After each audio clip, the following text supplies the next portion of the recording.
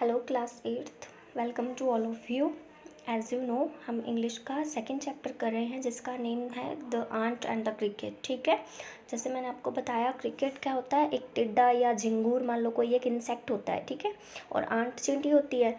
Okay, तो सबसे पहले क्रिकेट के बारे में 2 पैराग्राफ थे जिसके अंदर ये था कि वो गर्मी में तो सब कुछ एंजॉय करता है, अच्छा खाता पीता है, इधर उधर घूमता है, लेकिन जैसे ही सर्दी आने लगती है उसे चिंता सताने लगती है। तो वो अपना जो कबर्ड होता है, जो स्टोर हाउस है, उसे चेक करता है, उसमें कुछ भी नहीं होता, एक दाना भी नहीं होता। अब वो उसे बहुत ज़्यादा चिंता होने लगती है कि वो सर्दी के दिनों में जब बाहर नहीं निकल पाएगा तो क्या खाएगा। ठीक है, सारी चीज़ें क्या हो गई थी, बर्फ़ से ढक गई थी, बारिश का मौसम, बर्फ़ का मौसम। ठीक है, तो वो सर्दी में किस तरीके से आगे उसे परेशानियाँ उठानी पड़ेंगी। तो नेक्स्ट वीडियो आज हम स्टार्ट कर रहे हैं जिसमें 3rd पैराग्राफ से अब शुरू कर रहे हैं। लेट्स सी।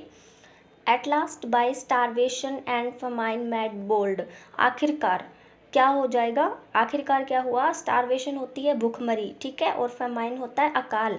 और आखिरकार क्या हुआ, उसने जो बरसात की वजह से और सर्दी की वजह से क्या हो गया था, मान लो भूखमरी और अकाल की स्थिति पैदा हो गई थी। ठीक है, ऑल ड्रिपिंग विद वेट। ठीक है, सारी चीज़ें क्या हो चुकी थी, बरसात की वजह से, बारिश की वजह से गीली हो चुकी थी। And all trembling with cold, और सारी चीज़ें सब कुछ सर्दी की वजह से कांप रहा था।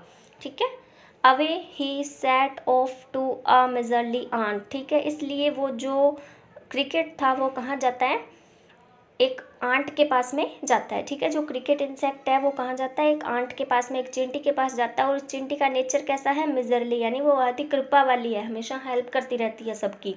ऐसी चींटी के पास जाता है to see if to keep him alive he would grant him shelter from rain and a mouthful of grain. तो उसे कहता है कि देखो, अगर तुम मुझे ज़िंदा देखना चाहती हो, अगर मुझे ज़िंदा रखना चाहती हो, तो अगर तुम चाहती हो कि मैं ज़िंदा रहूं तो तुम्हें क्या करना होगा, मुझे एक शेल्टर देनी होगी, रेन यानी बारिश से बचने के लिए। तो मुझे एक शरण दो, ठीक है, रहने के लिए जगह दो, और ज़िंदा रहने के लिए मुझे क्या दो, इतना दाना दो, इतना अनाज दो कि मेरा माउथ फुल हो सके, यानी मुझे जितने की ज़रूरत है ना, जितना मैं खाऊं जिससे मेरा पेट भर सके, इतना मुझे अनाज प्रोवाइड करवा दो। ये चीज़ वो किससे कहता है, क्रिकेट आंट से कहता है। अब इसके वर्ड्स हैं, जैसे स्टारवेशन होता है डेथ बाय हंगर, ठीक है, यानी भूख से मर जाना, भूखमरी हो गया, जब खाने पीने के लिए कुछ नहीं होगा तो यही होगा। ठीक है, फेमाइन होता है ग्रेट स्कार्सिटी ऑफ फूड, यानी जब खाने की बहुत ज़्यादा कमी आ जाए, खाने की चीज़ों की, लाइक अकाल बोलते हैं इसको। बोल्ड होता है गर्चिस, या फिर बहुत ज़्यादा हावी हो गई थी उसके ऊपर, स्टारवेशन और फेमाइन। ड्रिपिंग होता है थ्रोली वेट, ठीक है, यानी बहुत कुछ गीला, सब कुछ गीला। ट्रैम्बलिंग होता है शिवरिंग, यानी कांपना। सेट ऑफ होता है वेंट, गया। और मिजरली ग्रांट गिव ऑफर, मिजरली होता है एक बहुत अच्छा नेचर किसी का, ठीक है, कृपा करने वाला। और ग्रांट होता है कोई चीज़ देना या ऑफर करना। माउथफुल का मीनिंग होता है जितना पर्याप्त हो उतना देना, ठीक है, उतनी चीज़, चाहे वो अनाज हो या कुछ खाने के लिए हो, कुछ भी। जैसे फर्स्ट क्वेश्चन इस पैराग्राफ में जो बन रहा है वो है, what made the cricket bold. क्या चीज़ थी जो क्रिकेट पर हावी हो रही थी, उस क्रिकेट पर हावी हो रही थी, उस इंसेक्ट पर हावी हो रही थी, क्या थी, स्टारवेशन और फेमाइन, ठीक है, अकाल और भूखमरी। Second question is, where did the cricket go, वो जो क्रिकेट था वो कहाँ गया। The cricket went to an ant, वो एक चींटी के पास गया। ठीक है, थर्ड नेक्स्ट है, how was the nature of the ant, उस आंट का नेचर कैसा था। द आंट वॉज मेजली, ठीक है, मेजली का मतलब होता है काफ़ी अच्छा, कृपा वाला, हर किसी की हेल्प करने वाला nature. Last one is find the word from the stanza which means went.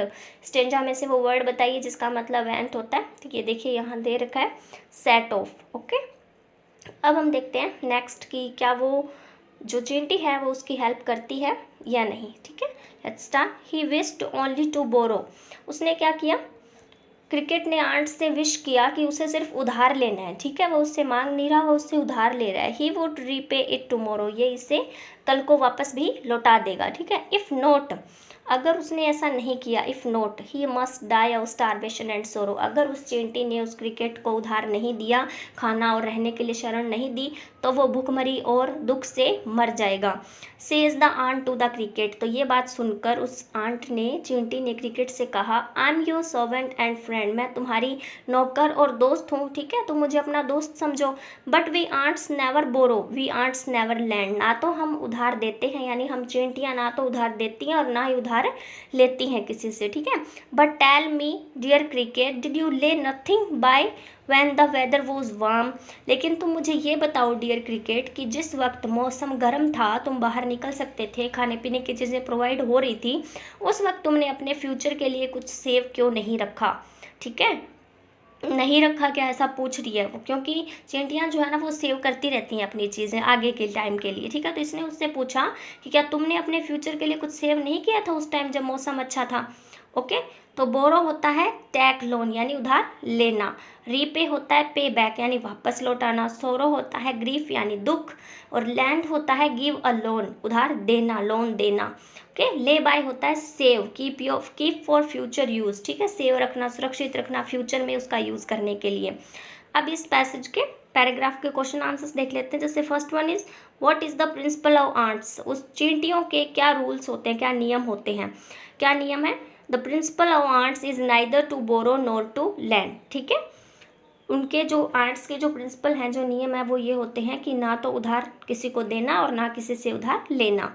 The next question is what did the ant ask the cricket, ant ने क्रिकेट से क्या पूछा। The ant ask the cricket if he had saved nothing when the weather was warm, ठीक है, कि क्या उसने जिस वक्त मौसम गर्म था, अच्छा मौसम था, उस वक्त उसने कुछ सेव नहीं किया क्या, ये चींटी ने उस क्रिकेट से पूछा। Next one is who is the friend of the cricket, cricket का फ्रेंड कौन है। The ant is the friend of the cricket, ठीक है, जो क्रिकेट की फ्रेंड है वो आंट है। Find the opposite word of the flowing from the stanza, land का अपोजिट बताना और ऑलवेज का अपोजिट बताना। लैंड मतलब होता है उधार देना और बोरो मतलब होता है उधार लेना, तो लैंड का अपोजिट क्या हो गया, बोरो, और ऑलवेज का अपोजिट नेवर, ऑलवेज हमेशा, नेवर कभी नहीं, ठीक है। तो इस तरीके से आपको ये दोनों स्टेंजास के क्वेश्चन आंसर और वर्ड्स अपनी नोटबुक में राइट करने हैं। ओके, और इस पोएम को रीड भी कीजिए साथ में। Thanks and have a nice day students.